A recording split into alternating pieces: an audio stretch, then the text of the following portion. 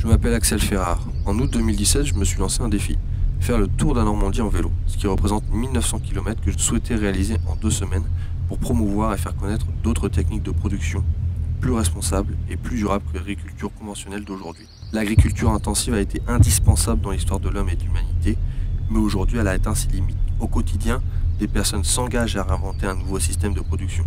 Je suis donc parti pour essayer de remplir 3 objectifs.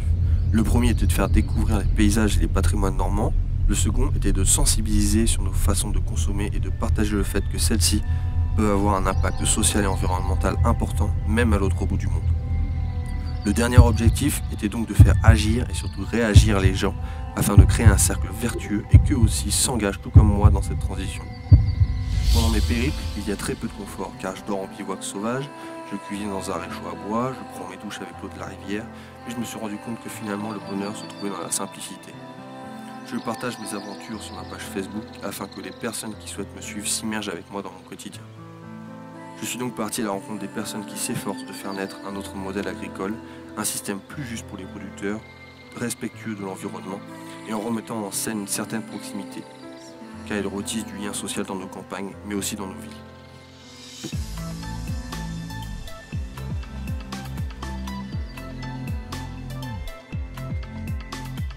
Bon, petit à petit ça bouge quand même, petit à petit les gens essayent avec les... Moi je vois dans le circuit court, tous les jours je suis en flamme, presque l'été. Ouais. Je discute avec des gens comme tout dans ce moment. Ouais. Mais quand les gens ils repassent devant la boutique, ils ont acheté une glace, et puis ils repassent puis ils font ça. Ah bah ouais, ça fait plaisir. Ça veut dire quoi ça? Ok, il y a eu un acte de commerce, j'ai pris de l'argent en échange d'un produit. Mais ils font ça, ils sont contents. Ah bah ouais, c'est clair. Il y a cette notion de... Alors pourquoi ils sont contents? Parce que le produit est bon, parce qu'ils ont pris la tête du nord, parce qu'ils ont... Ah oui, c'est une démarche entière. Tout ce qu'on peut expliquer, tout ce qui est là. Et effectivement, ce circuit court, ce local, cette relation, cette nouvelle relation de communication fait que ça plaît, puis qu'il y a un gros besoin.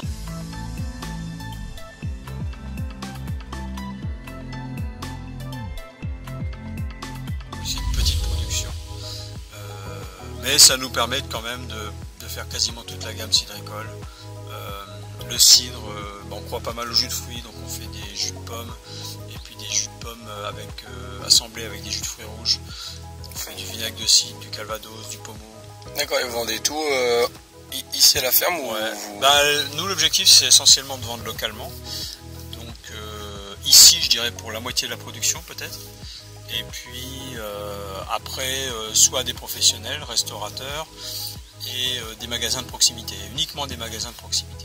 D'accord. Voilà. C'est un peu un engagement de notre part pour soutenir les magasins, enfin les commerces de proximité, en particulier dans les bourgs de la région. On va pas très loin, une trentaine de kilomètres. D'accord, ça suffit pour écouler la production. Bah, pour le moment oui, après on va peut-être être un peu en croissance après, on verra. D'accord. Voilà. Bien. Bon bah super. Et puis après un peu d'AMAP, ruche, associatif, clientèle locale. On table pas mal aussi sur la clientèle bagnolaise, parce que Bagnoles c'est une petite station thermale. Ouais, Oui, pas mal de monde. Il vient des curistes, il vient des touristes. Donc, voilà. Aussi, l'objectif c'est de faire découvrir aussi les produits, la transformation, comment les produits, les vergers, etc.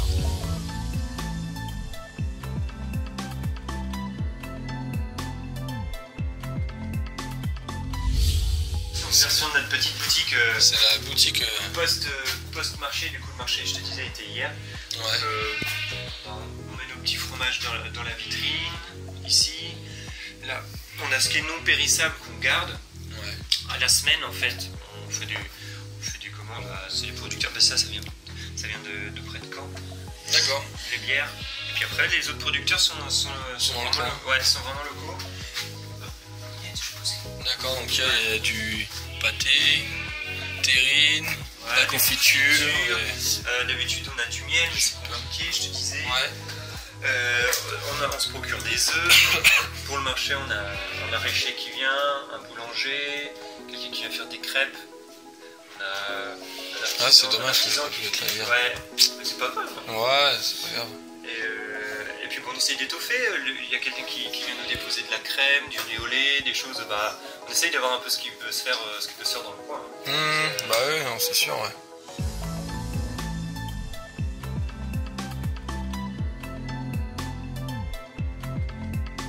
Si, avant, il y a avait. le monde agricole, mais aussi la société qui... Vous, hein. Ouais, Moi aussi, j'en fais partie. Oui, Et clairement. la société qui fait aussi des choix, hein, qui préfère pousser un caddie dans les grandes surfaces que C'est ça. dans les fermes. Exactement, c'est ce que je défends, moi. Qui préfère faire ça. acheter 4 produits, 3 achetés, le dernier est gratuit. Moi, je connais personne qui bosse 3 heures puis qui en donne une autre.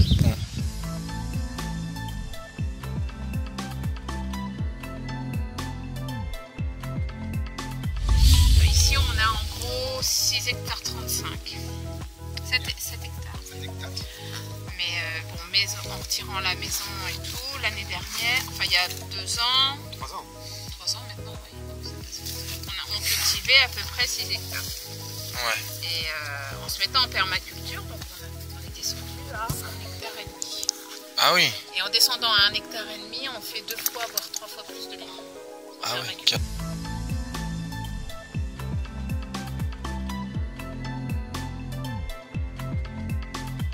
Ce qui est intéressant avec le MSV, enfin ce que j'en ai compris des quelques vidéos que j'ai vues, c'est qu'ils disent que les pesticides sont une conséquence du labour.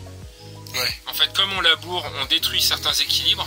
Donc en plus on fait de la monoculture, donc bon, ça c'est encore un autre problème. Mais, et du coup, comme on déséquilibre les choses, bah t'as les pucerons qui arrivent, t'as les champignons, t'as tout un tas de choses qui arrivent, de pathogènes, donc on met des pesticides. Alors que la nature à la base est faite pour réguler tout ça. Ouais, voilà. Et en plus, bah, comme on laboure,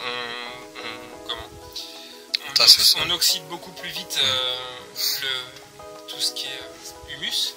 Et donc bah, on est obligé d'apporter des engrais de synthèse, etc. Ouais, d'accord. Enfin, c'est un non-sens complet. Si on arrêtait de labourer, on réglerait peut-être quelques problèmes, quoi. Ouais, c'est dingue.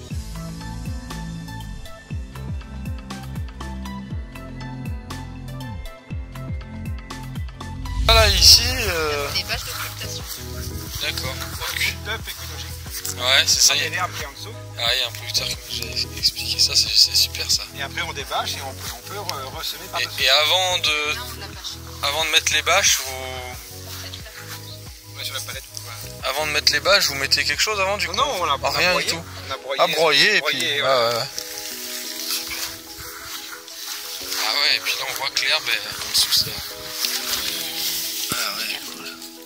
Et puis ça vous débâchez quand du coup? Bah, quand on va planter. Juste à... Ah ouais. Et après vous touchez à rien, vous juste le sol est nickel. On laisse comme ça.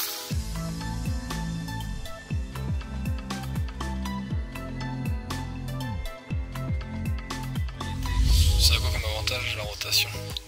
Par rapport aux parasites, par rapport aux maladies, par rapport aux nutriments. Aussi un poireau va pas pomper les mêmes nutriments qu'un chou, une tomate, le sol changer ça. En fait. D'accord. Et comme on travaille pas le sol, donc on a planté morte, on coupe que le dessus. Donc tout le système racinaire reste au sol. Ouais. Donc réincorpore les éléments ouais, d'accord. Ça fait des galeries, des micro-galeries, ça donne la porosité au sol. Donc le sol pour vide. l'air.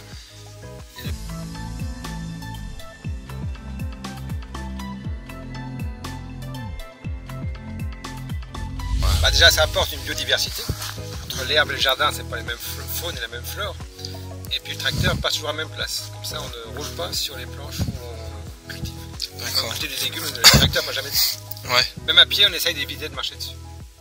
Quand on... Ouais. Ouais, c'est ça, c'est de faire de fin de compte des passages. Et puis même pour les limaces, comme les limaces sont des charognards, qui ne mangent normalement que des légumes, des plantes plus ou moins abîmées ou mortes, quand on tombe, en fin de compte, ou quand on dépose des matières organiques, les limaces vont préférer ça plutôt qu'aux salades et aux haricots. Ouais, donc encore une fois, c'est une intelligence de culture, quoi. Avant, même en bio, en ferramol, en façon de fer, on utilisait entre 25 et 30 kg par an. Maintenant, cette année, on est à peine à 1 kg. Ouais, et puis ça marche. Il y a des limaces, on en voit des limaces. Ouais, mais elles sont sur les bancs enherbés et pas sur les dégâts de légumes.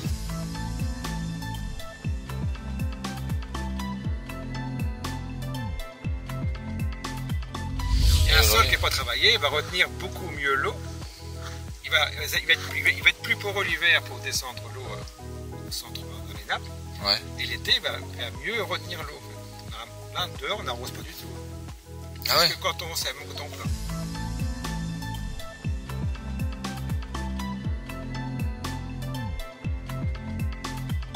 Bien que pour se former, c'est pas forcément évident. Moi, j'ai pas pu me former parce parce que j'étais au chômage, j'ai trouvé des formations, c'était très compliqué, c'est le parcours du combattant. Ouais. Donc on veut proposer aux gens des formations gratuites, quoi. Ils viennent en bouffe, ils apprennent à la ferme et puis Depuis mon premier voyage à vélo en 2015, j'ai compris que c'est dans la difficulté qu'on apprend à se connaître soi-même et que le chemin à parcourir entre une idée jusqu'à la finalisation d'un projet est parfois long.